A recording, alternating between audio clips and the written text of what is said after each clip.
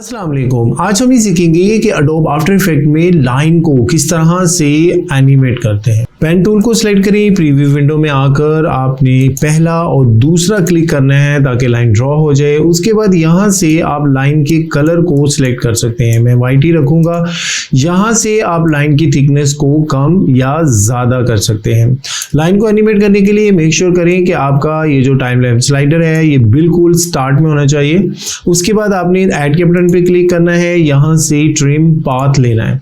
यहाँ से trim path को आपने जो ये एरो है एक्सपैंड कर लेना है और उसके बाद ये जो एंड की फ्रेम है यहाँ पर इसकी वैल्यू को 0 रखना है और स्टॉप वॉच को क्लिक करना है ताकि पहला की फ्रेम लग सके। उसके बाद कुछ सेकंड के लिए आपने जो स्लाइडर है उसको आगे लेके जाना है। अब आप इसकी वैल्यू को यहाँ पर 100 कर देंगे। इस तरह से लाइन एनिमेशन रेडी हो जाएगी।